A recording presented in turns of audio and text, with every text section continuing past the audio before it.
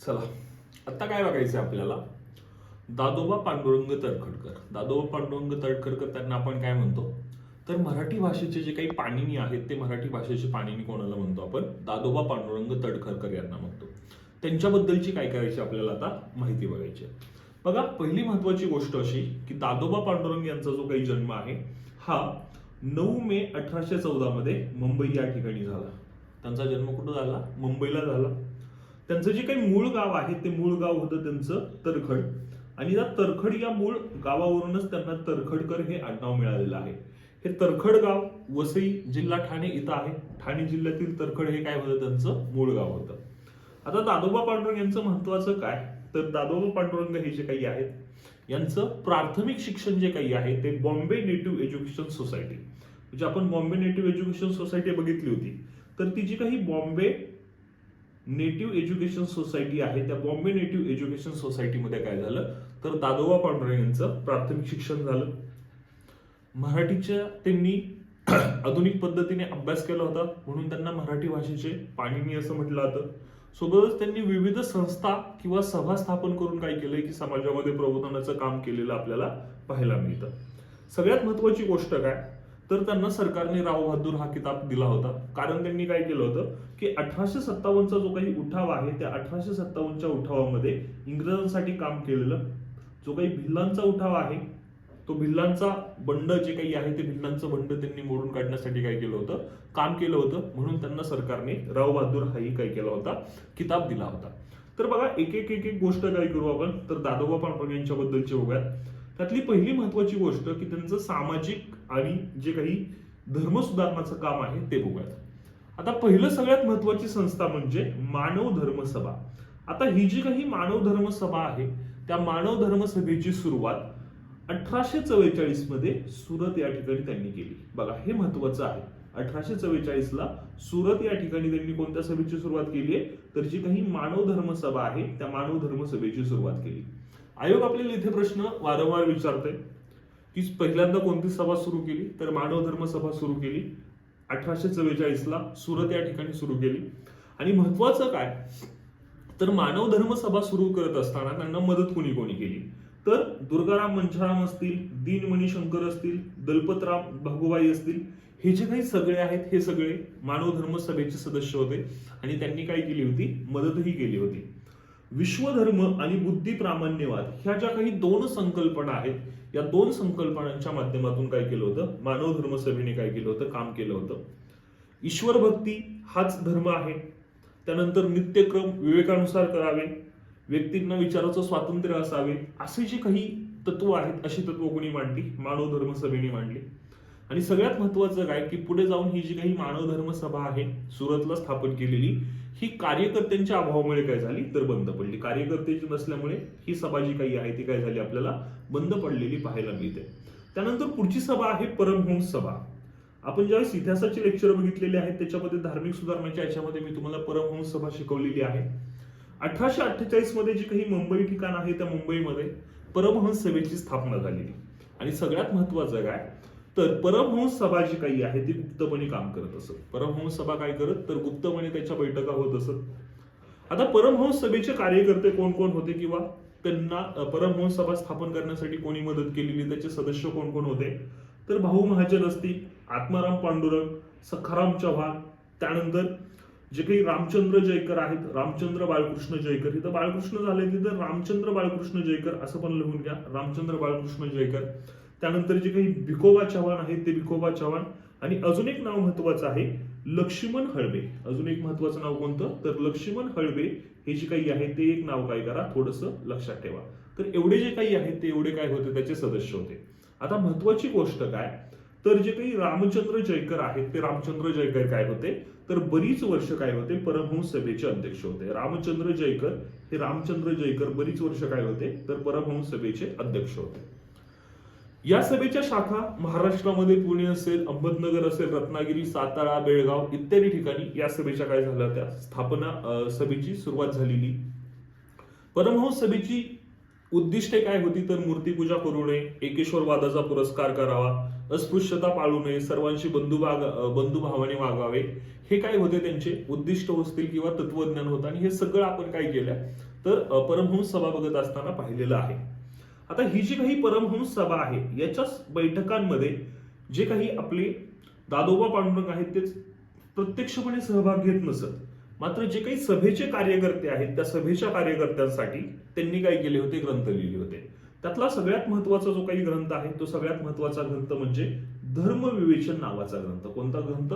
धर्मविवेचन नावाचा ग्रंथ. आणि आयोगाने आपल्याला ज्याच्याबद्दल प्रश्न विचारलेला आहे तर परमहंस सभेसाठी जे काही दादोबा पांडुरंग आहेत ते दादोबा पांडुरंग कोणत्या नावाने लिखाण करत, तर परमहंस सभेसाठी जगत दासी आर्य. बघा, जगत दासी आर्य, हे जगत दासी आर्य हे जे काही नाव आहे या नावाने दादोबा पांडुरंग काय करत असत, तर परमहंस सभेसाठी लिखाण करण्याचं काम करत असत. त्यांनी दोन महत्वाचे ग्रंथ लिहिलेले. त्यातला पहिला ग्रंथ म्हणजे धर्मविवेचन आणि जो काही दुसरा महत्वाचा ग्रंथ आहे तो दुसरा महत्वाचा ग्रंथ म्हणजे परमहंसिक ब्राह्मण धर्म. हा एक काव्य ग्रंथ होता, परमहंसिक ब्राह्मण धर्म.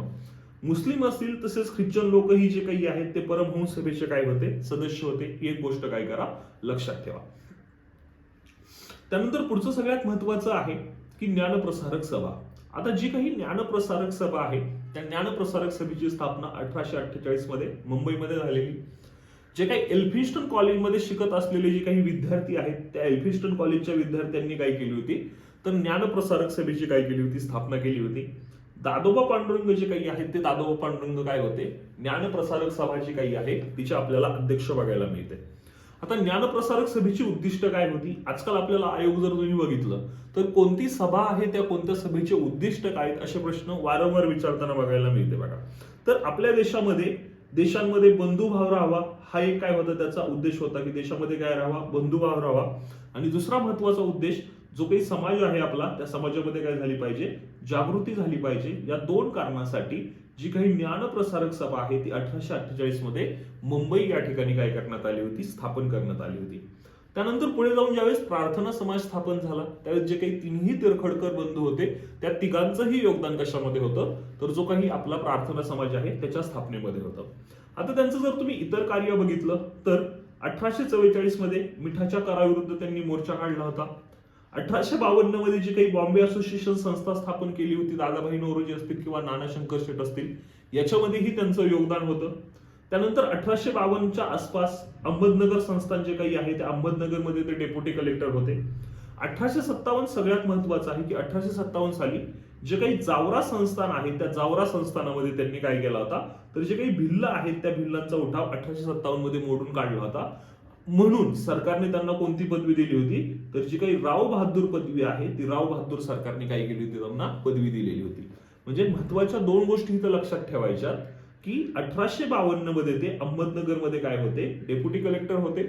आणि 1857 मध्ये त्यांनी काय केला होता, जावरा संस्थानामध्ये भिल्लांचा बंड मोडून काढला होता. त्या कामगिरीसाठी सरकारने त्यांना राव बहादूर ही पण काय केली होती, पदवी दिली होती. ह्या एक दोन गोष्टी काय करा, लक्षात ठेवा. आता पुढचं सगळ्यात महत्वाचं काय, तर जे काही दादोबा पांडुरंग आहेत त्यांना दोन भाऊ होते. त्यातले एक म्हणजे भास्कर पांडुरंग आणि दुसरे म्हणजे आत्माराम पांडुरंग. आयोगाने आपल्याला या दोघांवरतीही काय केलाय, प्रश्न विचारलेला आहे. यातलं पहिलं महत्वाचं काय, तर जे काही भास्कर पांडुरंग आहेत ह्या भास्कर पांडुरंग हे हिंदू नावाने काय करत असत, लिखाण करत असत. आता बऱ्याच पुस्तकामध्ये काय झाले की थोडंसं कन्फ्युजन झालेलं आहे की इथं एक हिंदू हे जे काही आहे त्या एक हिंदू या नावाने पण काय केलं आहे असं उत्तर दिलेलं आहे. आणि काही मध्ये काय केलेलं तर हिंदू या नावाने जे काही आहे ते लिखाण करत असत. तर बॉम्बे गॅझेट जे काही आहे त्या बॉम्बे गॅझेटमध्ये हिंदू नावाने काय करत असत, तर भास्कर पांडुरंग जे काही आहेत ते भास्कर पांडुरंग काय करत असत, लिखाण करत असत. ही एक गोष्ट काय करा, लक्षात ठेवा. एक्झामसाठी तेही काय आहे, महत्वाचं आहे. त्याच्यावरती आपल्याला आयोग काय करणार आहे, प्रश्न विचारणार आहे. त्यानंतर बघा पुढचं महत्वाचं काय, तर जे काही आत्माराम पांडुरंग आहेत त्यांचे दुसरे बंधू आत्माराम पांडुरंग. तर आत्माराम आत्माराम यांनी काय केले, प्रार्थना समाजाची पदवी, प्रार्थना समाजाची स्थापना केली होती. आणि जे काही प्रार्थना समाज आहे त्या प्रार्थना समाजाचे आत्माराम पांडुरंग हे पहिले काय होते, अध्यक्ष होते. त्यानंतर पुढचं सगळ्यात महत्वाचं म्हणजे काय की जे काही ग्रँट मेडिकल कॉलेज आहे त्या ग्रँट मेडिकल कॉलेजमधून काय झाले होते ते, तर त्यांनी डॉक्टरकीची डिग्री मिळवली होती. आणि त्यानंतर आत्माराम पांडुरंग यांच्याबद्दल सगळ्यात महत्वाचं काय, तर आत्माराम पांडुरंग यांच्या ज्या काही 3 मुली आहेत, बघा आत्माराम पांडुरंग यांच्या ज्या काही 3 मुली आहेत त्या 3 मुलींबद्दल आयोगाने आपल्याला प्रश्न विचारलाय. त्यांच्या 3 मुली कोणत्या? तर दुर्गा, अन्नपूर्णा आणि माणिक, ह्या त्यांच्या 3 मुलींची नावं. आता सगळ्यात महत्वाची गोष्ट काय, की ही जी काही अन्नपूर्णा आत्माराम पांडुरंग यांची मुलगी आहे, ती विदेशामध्ये शिकायला जाणारी पहिली महाराष्ट्रीयन महिला होती. बघा, महत्वाचं लक्षात ठेवा की विदेशामध्ये शिकायला जाणारी पहिली महाराष्ट्रीयन महिला कोण होती, तर अन्नपूर्णा होती. आणि तिकडे गेल्यानंतर ती शिकली आणि तिथे तिने आयर्लंडचा जो काही एक पुरुष आहे त्याच्यासोबत काय केलं होतं, तिने लग्नही केलेलं होतं. मग महत्वाची गोष्ट लक्षात ठेवा की आयोगाने आपल्याला प्रश्न विचारलाय की विदेशामध्ये शिकण्यासाठी गेलेली पहिली महाराष्ट्रीयन महिला कोण होती, तर पहिली महाराष्ट्रीयन महिला होती अन्नपूर्णा, जी कोणाची मुलगी होती, तर जे काही आत्माराम पांडुरंग आहेत त्या आत्माराम पांडुरंग यांची काय होती, ती मुलगी होती. ही एक गोष्ट काय करा, लक्षात ठेवा, एक्झाम साठी महत्वाचं आहे. त्यानंतर आत्माराम पांडुरंग जे काही आहेत त्यांनी ब्रिटिश सरकारवरतीही काय केली होती, खूप मोठी टीका केलेली होती. त्यांचं काय म्हणणं होतं की ब्रिटिश दरोडेखोरी जे काही आहेत ते पेंढाऱ्यांपेक्षाही वाईट आहेत. म्हणजे जे काही पेंढारी असतील, हे पेंढारी दरोडेखोर होते त्या काळामध्ये. आणि आत्माराम पांडुरंग काय म्हटले, तर ब्रिटिश जे काही आहेत ते पेंढाऱ्यांपेक्षाही वाईट दरोडेखोर आहेत, अशी काय केली होती, त्यांनी टीका केली होती. त्यानंतर पुढचं सगळ्यात महत्वाचं बघा, एक फरक लक्षात ठेवा. आपण काय म्हटलं की हिंदू या नावाने लिखाण कोण करत असत, तर हिंदू या नावाने लिखाण करत असत भास्कर पांडुरंग बॉम्बे गॅझेटमध्ये. मग महत्वाचं काय, तर जे काही तात्या पडवळ आहेत ते तात्या पडवळ एक हिंदू या नावाने लिखाण करत. तात्या पडवळ कोणाचे कार्यकर्ते होते, तर जे काही महात्मा फुले आहेत त्या महात्मा फुलेंचे तात्या पडवळ हे काय होते, कार्यकर्ते होते. आणि तात्या पडवळ यांनी एक हिंदू या टोपण नावाने जातीभेद विवेकसार नावाचा ग्रंथ लिहिला, की जो ग्रंथ पुढे महात्मा फुले जे काही आहेत त्या महात्मा फुलेंनी काय केला होता, प्रकाशित केला होता. मग इथं कन्फ्युजन होऊ शकतं. त्याच्यामुळे हिंदू हे जे काही नाव आहे ते हिंदू नाव कोणाचं आहे, भास्कर पांडुरंग. पुस्तकामध्ये एक हिंदूही दिलेला आहे. जसा एक्झामला प्रश्न विचारला जाईल त्याप्रमाणे तुम्ही काय करा, उत्तर द्या. एक हिंदूही बरोबर असू शकतं किंवा नुसतं हिंदूही बरोबर असू शकतं. ज्या अनुषंगाने पर्याय असतील त्या अनुषंगाने काय केलं पाहिजे, आपण उत्तर दिलं पाहिजे. तर तात्या पडवळ हे एक हिंदू नावाने लिखाण करायचे, जातीभेद विवेकसार. आणि भास्कर पांडुरंग जे काही आहेत ते हिंदू नावाने लिखाण करायचे. ब्रिटिश शासनावरती त्यांनी टीका केलेली, जे काही बॉम्बे गॅझेट वगैरे जे काही आहे त्याच्यामध्ये, त्या वृत्तपत्रामध्ये ते काय करत असत, लिखाण करत असत. ही एक गोष्ट काय करा, लक्षात ठेवा. आता पुढचं सगळ्यात महत्वाचं काय, तर जे काही दादोबा पांडुरंग आहेत त्या दादोबा पांडुरंग यांचं लिखाण बघा. तर जे काही मराठी भाषेचं व्याकरण आहे त्या मराठी भाषेच्या व्याकरणावरती त्यांनी पहिलं पुस्तक लिहिलेलं आपल्याला बघायला मिळतं मराठीमध्ये अभ्यास करून बघताना. तर मराठी भाषेचं व्याकरण हे पुस्तक त्यांनी मराठीमध्ये संशोधित करून लिहिलं, म्हणून त्यांना मराठी भाषेचे काय म्हटलं जातं, पाणिनी असं म्हटलं जातं. जे काही मोरोपंत आहेत त्या मोरोपंतांच्या केकावलीवरती त्यांनी काय केली होती, टीका केली होती. आणि मोरोपंतांच्या केकावलीवरती टीका करत असताना त्यांनी एक समीक्षा ग्रंथ लिहिला. तो समीक्षा ग्रंथ म्हणजे यशोदा पांडुरंग. आणि हा जो काही यशोदा पांडुरंग ग्रंथ आहे हा मराठीमधला समीक्षा करणारा पहिला ग्रंथ काय केला जातो, मांडला जातो. म्हणून मराठी भाषेमध्ये समीक्षेची जी काही सुरुवात आहे ती कोणी केली, दादोबा पांडुरंग यांनी केली असं मानलं जातं. त्यानंतर आत्मचरित्र बघा कोणतं आहे, तर इंग्रजी युगातलं पहिलं आत्मचरित्र लिहिण्याचा जो काही मान आहे तो लिहिण्याचा मान कोणाला जातो, तर दादोबा पांडुरंग यांना जातो. हे आत्मचरित्र काही कारणास्तव प्रकाशित होऊ शकलं नाही. मात्र जे काही पांगरकर होते, हरिभक्त पारायण महाराज होते पांगरकर, त्यांचे जी काही मासिक आहे त्यांच्या मासिकातून बघा, मासिकातून जे काही विविध ज्ञान विस्तार नावाचं जे काही दादोबा पांडुरंग यांचं विविध ज्ञान विस्तार हे जे काही मासिक होतं, कोणाचं मासिक होतं, पांगरकर यांचं होतं.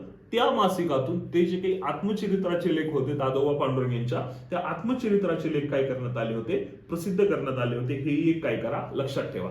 म्हणजे आत्मचरित्र त्यांनी जे काही लिहिलं होतं ते मराठी भाषेतलं साधारणपणे पहिलं आत्मचरित्र मानलं जातं. त्यानंतर त्यांचे ग्रंथ कोणते कोणते बघा, धर्मविवेचन असेल, शिशुवध असेल, मराठी भाषेचं व्याकरण असेल, विधवा श्रमजन हा जो काही संस्कृत लेख आहे तोही त्यांनी लिहिला. त्यानंतर महत्वाचं म्हणजे काय, तर आपण आताच बघितलं यशोदा पांडुरंग ही जे काही आहे ती टीका त्यांनी केलेली बघायला मिळते. हे 2-3 जे काही आहेत ते 2-3 ग्रंथ पण काय केले, त्यांनी महत्वाचे लिहिलेले आहेत. त्यानंतर सगळ्यात महत्वाचं काय, तर यमुना पर्यटन बघा. यमुना पर्यटन कोणाचा ग्रंथ आहे आपण पुढे जाऊन बघणारच आहे. तर यमुना पर्यटन हा बाबा पदमजी यांचा काय आहे, ग्रंथ आहे यमुना पर्यटन. तर यमुना पर्यटन जी काही बाबा पदमजी यांचा ग्रंथ आहे त्या ग्रंथावरती त्यांनी संस्कृत भाषेमध्ये काय केला होता, लेख लिहिला होता. दादोबा पांडुरंग यांनी काय केला होता, तर संस्कृत भाषेमध्ये त्याच्यावरती काय केला होता, लेख लिहिला होता. ही एक गोष्ट काय करा, लक्षात ठेवा.